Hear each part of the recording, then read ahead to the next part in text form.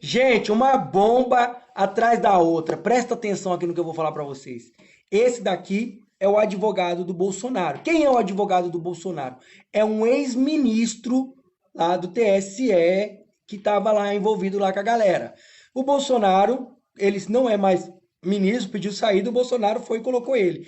Gente, presta atenção no que eu vou falar para vocês aqui. Esse cara deu uma aula perante os ministros que estão julgando a causa de Bolsonaro, a inelegibilidade de Bolsonaro.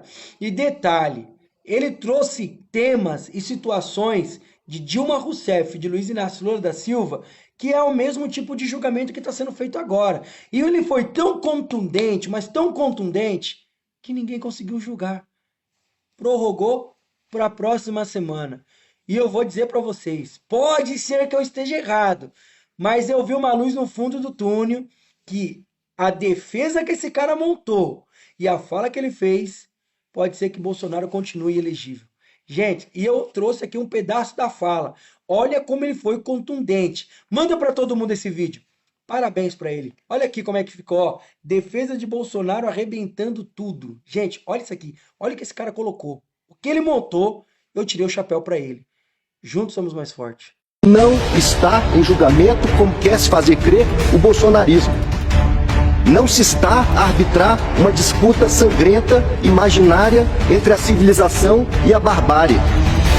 Não está em julgamento, mesmo porque o Tribunal Superior Eleitoral é um tribunal, não é um parlamento, não é um colégio eleitoral. Não está em julgamento, portanto, aqui, nesse processo, a validade, por exemplo, de um processo de direita para a vida política da nação. Nada disso está em julgamento, não pode ser assim. Está em julgamento a reunião com os embaixadores, a vida muito antes do início do período eleitoral e das eleições, em julho de 2022.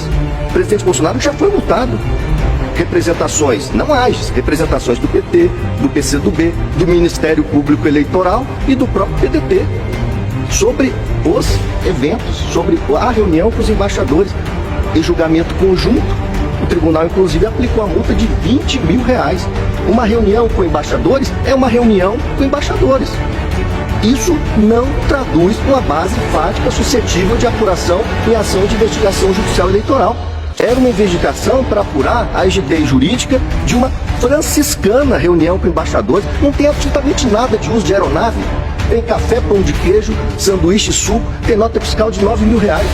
Em prédio público, sim, mas para tratar dentro de um diálogo institucional forte, dentro de um diálogo institucional público, sobre um tema que numa democracia substancial não poderia ser tabu. Um atraso de abuso do poder. O ato foi eminentemente de Estado, foi institucional e oficial, fazendo uso do artigo 84(7) da Constituição Federal. Foi realizado na presença, não na presença de eleitores, não na presença de candidatos, não na presença de atores eleitorais no plano geral das eleições de 22. Foi publicizado, foram encaminhados convites ao TSE, ao Supremo, ao TST, ao TCU. O ministro Fachin, à época, chegou a responder dizendo que não iria. Foi despido de gravidade, notadamente para os fins alusivos a esse tipo de ação que a AGE. A reunião foi realizada, não o 8 de janeiro. Isso não é desdobramento de uma reunião com embaixadores, com todo respeito. Já tinha se iniciado a instrução probatória, ministra Carmelo, já tinha sido ouvido o depoimento do chanceler Carlos França em dezembro, antes do surgimento dos fatos. E o processo não caminhou para trás para refazer esse depoimento. Aqui sim há um cerceamento do direito de defesa. No caso Dilma Temer, com todo respeito, a situação não é semelhante, a situação é idêntica. É idêntica. Havia referência na petição inicial de caixa 2 e o tribunal disse não podem ser levados para dentro do processo os achados posteriores relativos às investigações da Lava Jato.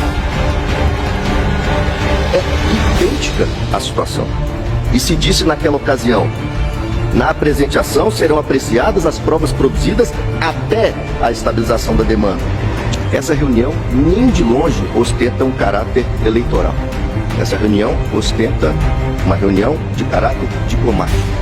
Todas as testemunhas, que inclusive foram ameaçadas pelo advogado que me antecedeu da tribuna, em uníssono disseram exatamente a mesma coisa.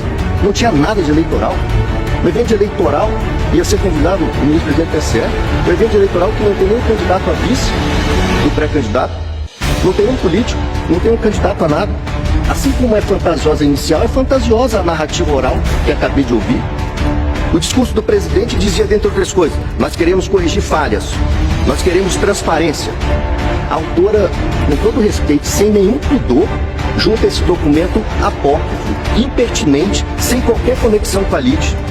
Os achados que vieram do Supremo, o ministro Alexandre pode me corrigir se eu estiver errado, contém, por exemplo, uma perícia papiloscópica sobre esse documento, dizendo assim, não é assinado, não é datado, não possui identificação, jamais foi tocado por alguém que não o escrivão da Polícia Federal, que fez a diligência e não se ocupou de colocar nem luva de látex, e a advogada que acompanhou a diligência. São as duas digitais que estão nesse documento, que nem merece o nome de documento, porque não é identificado, não é datado. Chegaram a dizer, Tarcísio, você tem participação? Não, tem até erros de português nesse caminho.